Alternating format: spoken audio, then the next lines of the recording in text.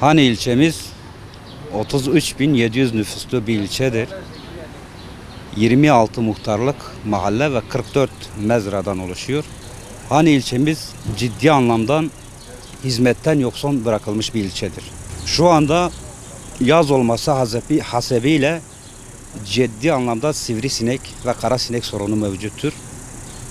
Bunu defalarca dile getirmemize rağmen maalesef büyükşehir bu noktada bir iyileştirme yapmadı, bu konuya eğilmedi ve vatandaşımız, esnafımız ciddi anlamda sıkıntı çekiyor, problem çekiyor. Buna acil olarak el atılması lazım. Bu mağduriyetin bir an önce giderilmesi lazım.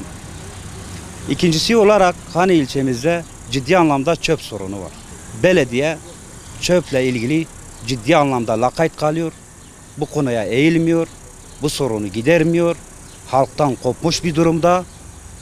Biz mevcut belediye başkanlarını dahi buralarda göremiyoruz. Gündüzleri bazen makamlarına uğrayıp ondan sonra şehire mi gidiyorlar, nereye gidiyorlar bilemiyoruz. Yine burada ciddi anlamda trafik sorunu var. Biz burada trafik sorunu için daha önce biz talepte bulunmuştuk. Bir alternatif caddenin oluşması için. Bu konuda da bir iyileştirme yapılmamıştı. Bütün partilerin seçim gündeminde, seçim programında vardı ama maalesef seçildikten sonra bu konuya eğilmediler. Buna yönelik bir iyileştirilme olmadı. Yine aynı zamanda içme suyu problemimiz var. Kanalizasyon problemi var. İçme suyu hattı da yenilenecekti, yenilenmedi. Yani eski olduğu için sürekli arıza veriyor. Vatandaş mağdur oluyor. Trafik sorunu da zaten bahsettik. Yani bu noktada Hani ilçemiz ciddi sıkıntılar içerisindedir.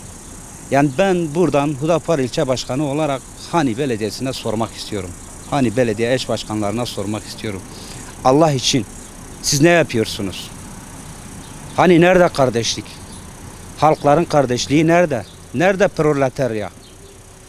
Tamamen siz şu anda yıllarca kurulduğunuzdan beri sürekli eleştirdiğiniz burjuvaya, kapitalizme siz aynısını burada kendiniz yaşıyorsunuz. Siz lüks içinde yaşıyorsunuz. Vatandaş mağdur. Vatandaşın sorununa, sıkıntısına hiçbir şekilde eğilim göstermiyorsunuz, sorunu gidermiyorsunuz. Ama söylemlerinizde sürekli halkların kardeşliği, eşitlik, halk. Ama bu halk sadece felsefede, sözde kalıyor. Bu konuya eğilmiyorlar. Bu noktada onların bir an önce kendine bir çeki düzen vermesi lazım. Bu Hani'nin sorunlarına eğilmesi lazım ve bu sorunu ortadan kaldırması gerekiyor. Şimdi Hani ilçemizde özellikle bu son dönemde yeni inşaatlar yapılıyor. Yeni yerleşim yerleri oluşuyor. Bu noktada sular hemen hemen her gün kesiliyor. Bu noktada yani Büyükşehir'in, DİSKİ'nin buna el atması lazım. Kontrol etmesi lazım. O inşaat sahiplerinin de kontrol etmesi lazım. Eğer bu müteahhitlerden ilgili bir sorunsa bunu o zaman onlara yükleyip o sorunu ortadan kaldırması lazım. Ya da kendileri direkt müdahale etmesi lazım. Sürekli sular kesiliyor. Ondan sonra dedik yani bu eski şebeke olduğu için bir yenilenme ihtiyacı var. Buna yönelik de bir çalışma biz göremiyoruz. Ve sürekli sular hemen hemen her gün kesiliyor ve vatandaş bu noktada ciddi mağdur oluyor. Sürekli bize şikayette bulunuyor, bize talepte bulunuyor. Biz de kendilerini arıyoruz, soruyoruz, belediyeyi arıyoruz, soruyoruz ama bir iyileştirme maalesef biz göremedik.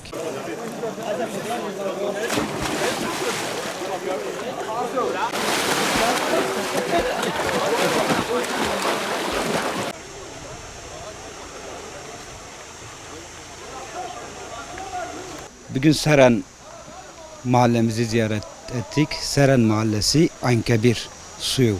Burada Ankebir havuzu var. Doğal bir havuzdur. Yaz aylarında Hani'nin ve köylerinin gençleri genel anlamda gelip buralarda serinliyorlar. Buranın suyu da biraz derinliği var. Kontrolsüzdür. Çevresi çok ciddi anlamda kirlilik oluşturuyor. Bizim buradaki talebimiz yerel yönetimin, belediyenin, yetkili kişilerin buraya bir mesire alanına dönüştürmesi, en azından buraya birkaç tane çöp konteyneri bırakması, bir tane bekçi şeklinde birini bırakıp bu gelen, yüzen, suya giren, serinleyen çocukları takip etmesi boğulma tehlikesine karşı takip etmesi gerektiğini düşünüyoruz.